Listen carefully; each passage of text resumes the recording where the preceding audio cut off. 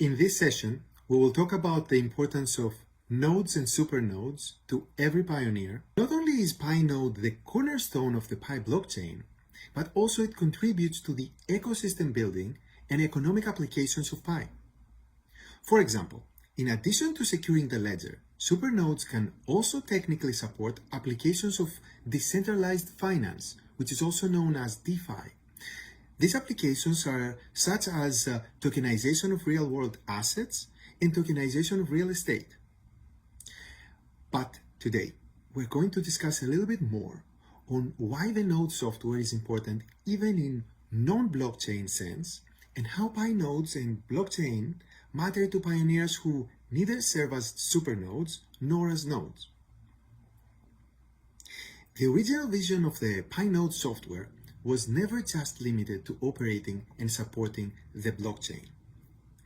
Of course, the blockchain, as it secures the ledger of transactions, it is certainly the core and base layer of the decentralization of Pi network.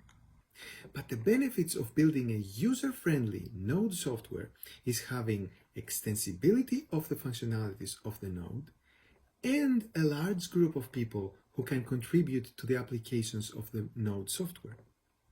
So today we want to share a little bit more about the long-term strategy of the node software beyond securing the ledger. Let's look at the network currently. We have over 200,000 pioneers who downloaded and installed the Pi node software, and there are over 60,000 nodes active every day, out of which 40,000 appear to be actively managed, for example, updating to the latest version all the time.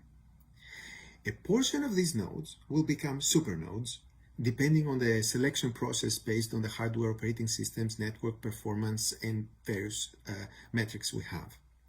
But what is the core team's plan for the people who are running the Pi node software who are not necessarily supernodes or nodes responsible for maintaining the ledger? Actually, we have great expectations for them, and we are open to any suggestions that build on top of our thoughts.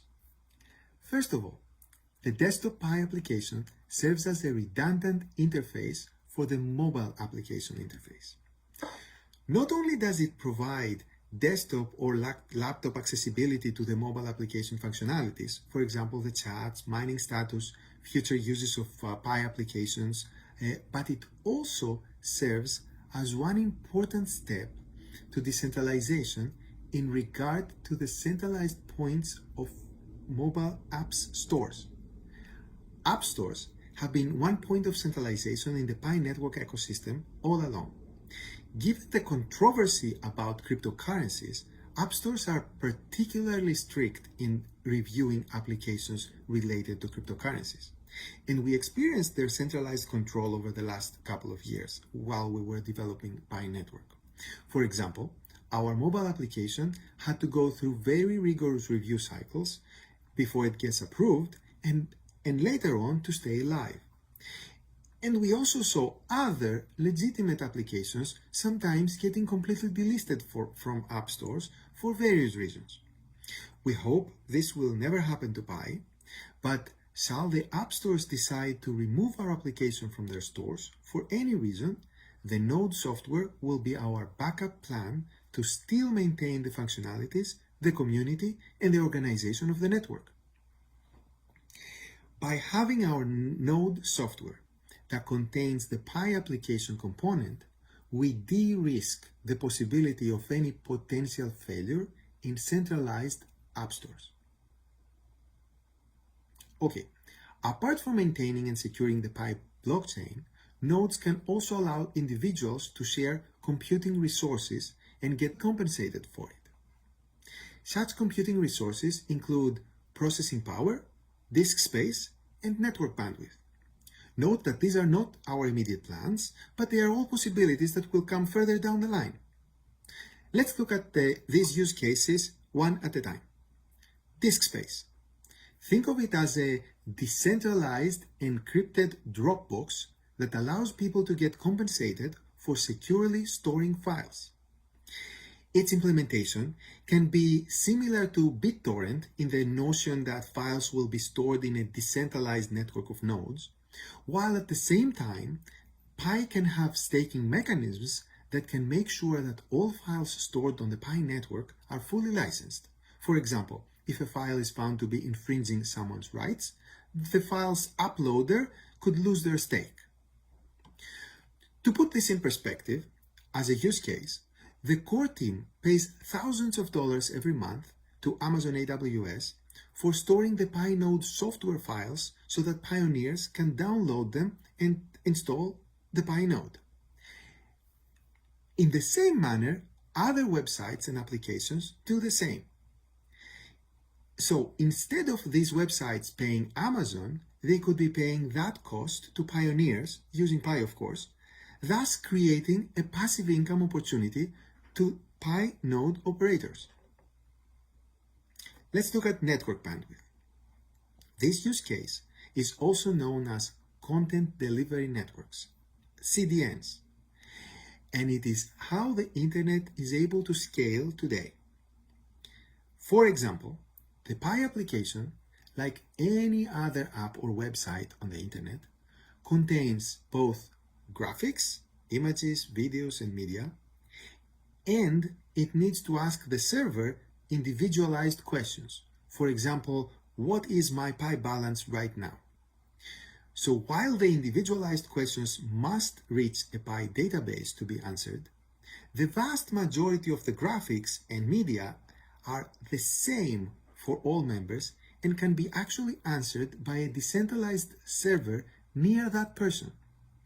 So, for example, when a pioneer in Paris opens her app, the Pi logo comes to her from a server in Paris operated by our CDN provider, while her balance comes from Pi's database in San Francisco. This process helps speed up the application tremendously because the majority of the data can be delivered fast from a nearby data center or computer, and they don't need to travel long distances through the Pacific Ocean. And that's something that all major apps on the internet do. They use CDN to deliver their content. Once again, to put this in perspective, the core team spends thousands of dollars a month to our CDN providers. But for Pi network, with a distributed node network, there should be no need for such an intermediary CDN when there's tens of thousands of pioneer nodes in every corner of the world. There's probably a pioneer closer to you than any of the CDN servers. There may be one in the same building that you are right now. What if Pi nodes could utilize their unused network bandwidth to function as a decentralized CDN? If we were able to create such a CDN marketplace for pioneers, they could be receiving additional passive income for operating their nodes. Let's look at processing power. Every computer has one or more processors. These are called CPUs. And those CPUs are mostly unused during the day and completely unused during the night when the person is sleeping. Think of your processor more like your car. It is mostly sitting in your parking lot waiting for you to use it when you need it. At the same time, there are a lot of companies paying large monthly fees renting servers from cloud providers such as Amazon AWS. So potentially Pi network could match those companies with pioneers who are interested in renting out their unused CPU time. According to our Pi node stats, every day there are over 380,000 CPU cores operated by Pi nodes, and they are unused about 69% of their time on average. Well, the good thing about sharing computing resources is that everyone could potentially participate in sharing them, even on a part-time basis. Moreover, due to the way we structured the Pi node software technically, these functionalities can be implemented as Docker containers on top of our node software, and therefore the development of such modules doesn't necessarily have to come from the core team. Okay, take these ideas I presented today as food for thought. Add your own creative ideas to it and come build the future together.